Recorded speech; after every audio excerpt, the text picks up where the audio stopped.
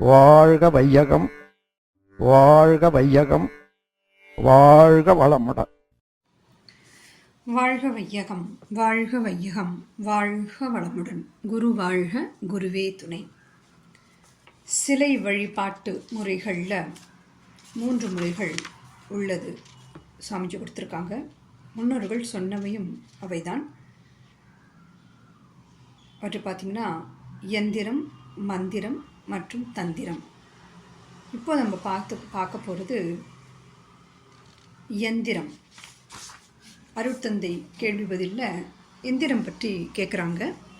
அதற்கு அருமையான விளக்கம் சாமிஜி கொடுத்துருக்காங்க.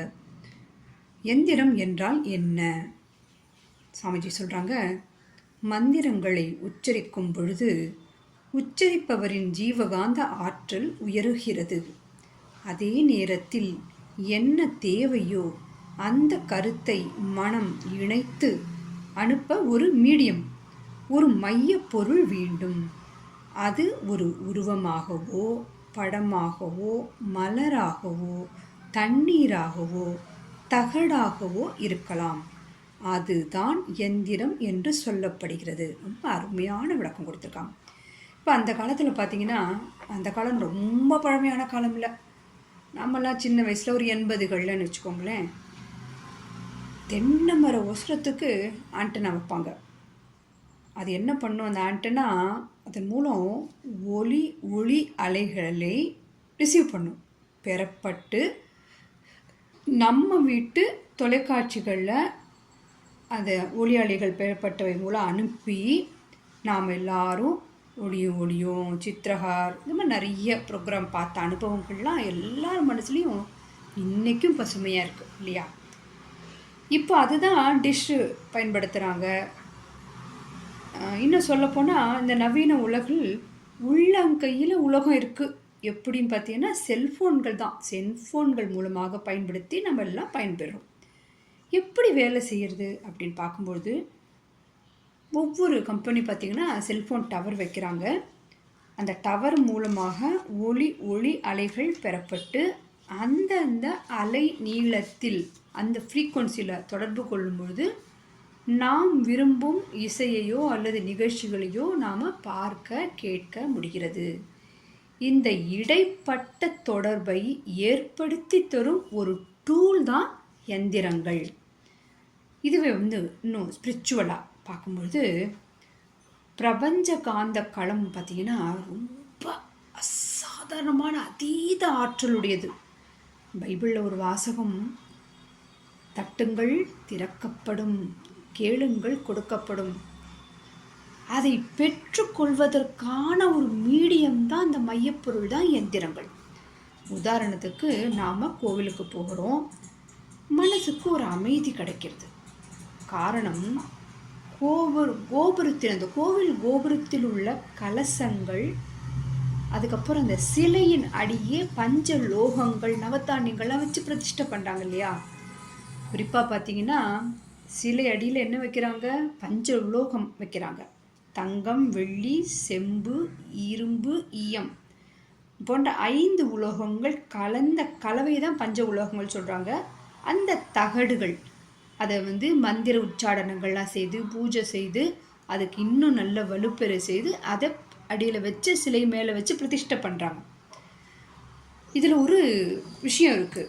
இந்த பஞ்ச உலோகங்கள் ஏன் வைக்கணும் அப்படின்னு பார்க்கும்போது, வியாழன் கிரகத்தின் ஆற்றலை பெற தங்கத்தையும், சனி கிரகத்தின் ஆற்றலை பெற இரும்பையும், சுக்கிரன் கிரகத்தின் ஆற்றலை பெற வெள்ளி அது உலோகம் அதையும், சூரிய கிரகத்தின் ஆற்றலை பெற செம்பு மற்றும் கேது கிரகத்தின் ஆற்றலை பெற ஈயம், இது போன்ற இந்த பிரபஞ்ச ஆற்றலை உள்வாங்கி அளிக்கும் ஒரு மீடியமாக இருப்பவை தான் எந்திரங்கள் என்று சொல்லப்படுகிறது.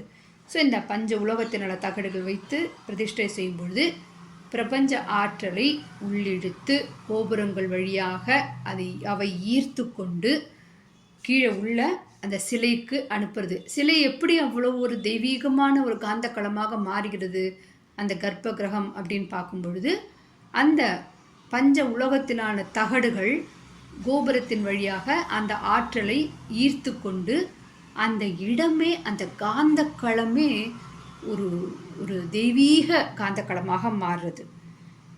இது மட்டும் இல்லாமல் இன்னும் கோவிலில் பார்க்கலாம், வைணவ ஸ்தலங்கள்லாம் பார்க்கலாம், தீர்த்தம் கொடுப்பாங்க, சடாரி வைப்பாங்க. இன்னும் சில தியான மண்டபங்கள்லாம் பார்த்தா கூட பிரமிடு வடிவத்தில் வச்சுருப்பாங்க.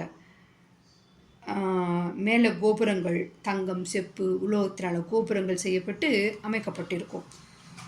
அவை என்ன பண்ணுன்னா, இந்த பிரபஞ்ச ஆற்றலை ஈர்த்து அந்த இடம் முழுவதும் அந்த காந்த களமே பார்த்திங்கன்னா தூய்மையான தெய்வீக காந்த களமாக மாறியிருக்கும். ஸோ அந்த கோபுரங்கள் அமைக்கப்படுறதுக்கு காரணமும் இதுதான். இவை எல்லாமே மீடியேட்டர்ஸ். ஸோ பிரபஞ்ச ஆற்றலை நாம் நேரடியாக பெற முடியுமானா முடியும். மன ஒருங்கிணைப்பு, இந்த மன ஒருமைப்பாடு அவ்வளவு இருக்கணும். அதுக்கு நமக்கு நிறைய பயிற்சிகள் வேணும். இது இந்த பக்தி வழிபாட்டு முறைகளில், சிலை வழிபாட்டில் முறைகளில் என்ன கொடுத்துருக்காங்க, இந்த மாதிரி யந்திரங்கள் நடுவில் ஒரு மீடியேட்டர் மூலமாக, இந்த மாதிரி தகடுகள் மூலமாக பிரபஞ்ச ஆற்றலை ஈர்த்து இந்த உடலுக்கு தேவையான அந்த அளப்பரிய ஆற்றலை உடலுக்குள் அனுப்புவதற்கு பயன்படுத்தப்பட்ட ஒரு முறைகள் தான் எந்திரங்கள். நல்லதொரு வாய்ப்பிற்கு வாழ்க வளமுடன். ஸ்கை வேதாத்திரியம் அமுதம் சேனலுக்கு இதுவரைக்கும் சப்ஸ்கிரைப் பண்ணின அனைத்து அன்பர்களுக்கும் மிக்க நன்றி. வாழ்க வளமுடன். அனைவரும் வேதாத்திரிய தத்துவங்களை உலகறிய செய்வோம். இந்த சேனலை உங்கள் அன்பர்கள் அனைவருக்கும் ஷேர் செய்து பயன்பெறுங்கள். நன்றி. வாழ்க வளமுடன்.